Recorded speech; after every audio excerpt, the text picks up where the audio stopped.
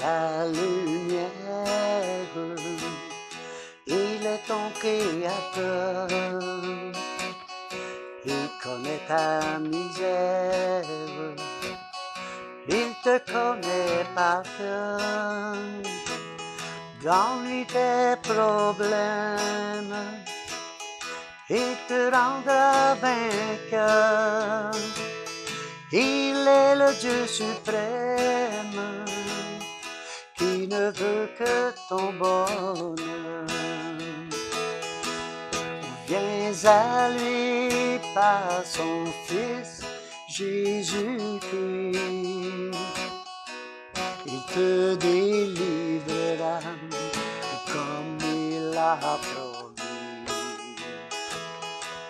Il te fera voir son salut si grand. Viens régler ta vie tout simplement. Il donne l'assurance être sur la bonne voie. Et par sa persévérance, il te comblera de joie.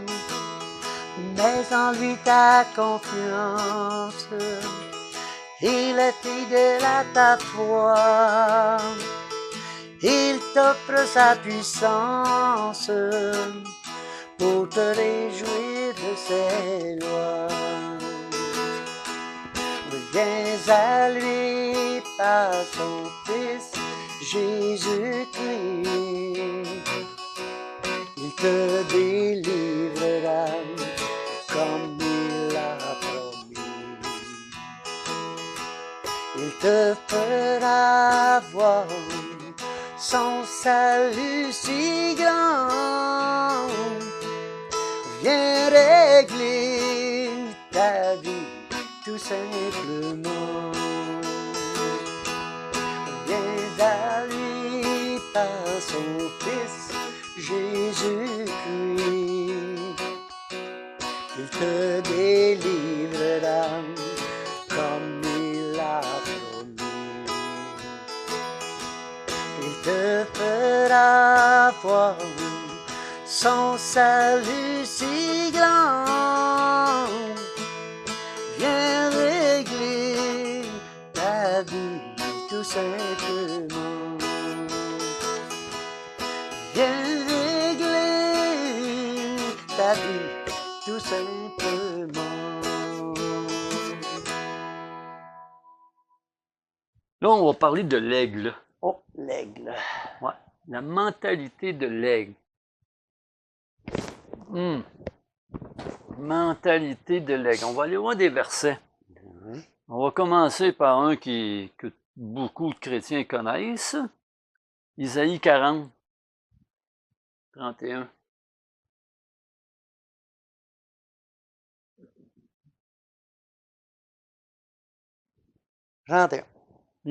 Mais ceux qui se confient en l'Éternel renouvellent leur force, ils prennent le vol comme les aigles, ils courent, ils ne laissent point, ils marchent, ils ne se fatiguent point. C'est ce que tu cherchais tantôt. Celui qui se confie en l'Éternel renouvelle leur force. OK. Puis si on lit un peu avant 29. Il donne de la force. Ah, mais tu parlais de Jacob, vas-y à 27. Okay. Pourquoi dis-tu Jacob? Pourquoi dis-tu Israël? Ma destinée est cachée devant l'Éternel. Mon droit passe inaperçu devant mon Dieu. Je ne laisse. Ne sais-tu pas? Je ne sais-tu pas. Ne sais-tu pas appris? Non. Encore? Ne le sais-tu pas? Ne l'as-tu pas appris? Car le Dieu de l'éternité, l'Éternel, qui a créé l'extrémité de la terre, il ne se fatigue point, il ne se lasse point, on ne peut sonder son intelligence.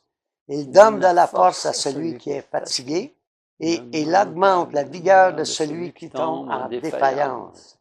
Les adolescents se fatiguent et se lassent, et les jeunes hommes chancellent. Mais ceux qui se confient en l'Éternel renouvellent leur force, ils prennent le vol comme les aigles, ils courent, ils ne se lassent point, il marche, il ne Il se se fatigue. fatigue point. Amen. OK, amen. Puis là, on va aller voir Proverbe.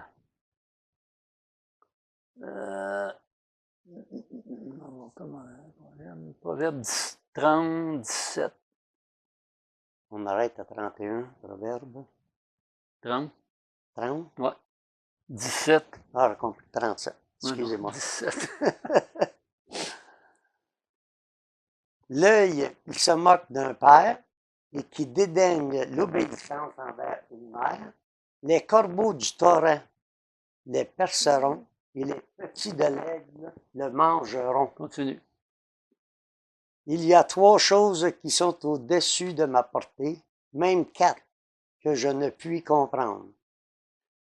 La trace de l'aigle dans les cieux, la trace du serpent sur le rocher, la trace du navet au milieu de la mer et la trace de l'homme chez la jeune femme. Telle est la voix de la femme adultère. Elle mange et s'essuie la bouche, puis elle dit, « Je n'ai point fait de mal. » 3 choses font trembler la terre. Il y en a 4 qu'elle ne peut supporter. Un esclave qui vient à régner, un insensé qui est rassasié de pain, une femme dédaignée qui son mari, et une servante qui hérite de sa Amen. maîtresse. Psaume 103.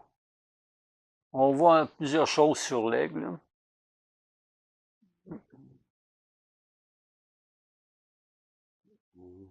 103,5. Psaume. Ancien Testament. Oh, l'Ancien, dans le Nouveau. Psaume 103. C'est pas dans les psaumes, là. Ah, Proverbe, voyons.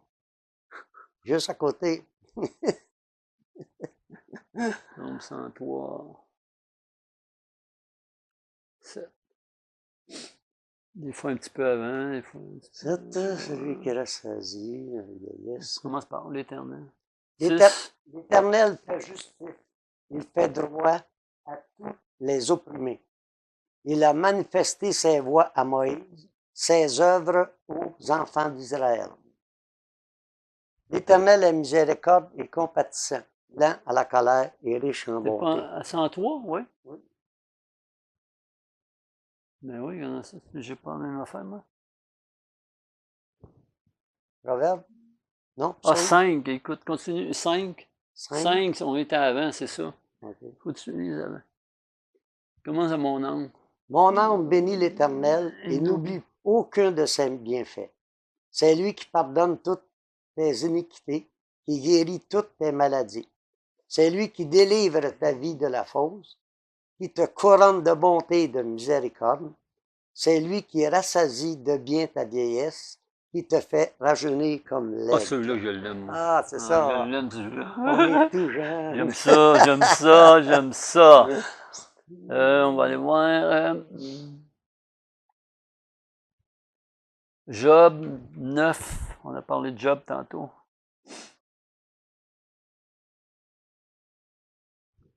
Job 9, 26. Nouveau Testament. Ouais, l'Ancien Testament, Job. Job. Hey, mon frère. Job. Il est ici, Job. Vous l'avez perdu. Prends ta Job. 9. 9. 26. Juste des petits versets comme ça. 9, 26. Il passe comme les navires de jonc, comme l'aigle qui fond sur sa proie. Qui descend. 39, 30. Toujours dans... Dans Job, 39, 30.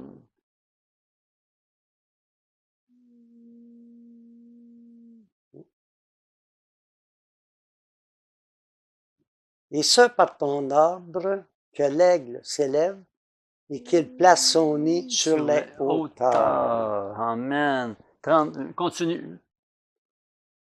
De là, il épie sa proie, il plonge au loin les regards, ses petits boivent le sang, et là où sont les cadavres, l'aigle se trouve. L'Éternel s'adresse à Job, dit, Amen. celui qui dispute contre le Tout-Puissant, il est convaincu. Celui qui conteste avec Dieu a-t-il une réplique à faire? Et Job répondit à l'Éternel et dit, Voici, je suis trop peu de choses que te replierai-je? Je mets la main sur ma bouche. J'ai parlé une fois, je ne répondrai plus. 2 fois, je n'ajouterai rien. Amen. L'Éternel est grand, hein? L'Éternel est puissant. Amen. Alléluia. Il y a beaucoup de versets sur l'aigle quand tu lis la parole de Dieu, là.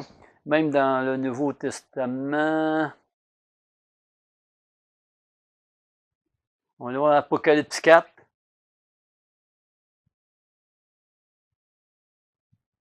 « 4-7.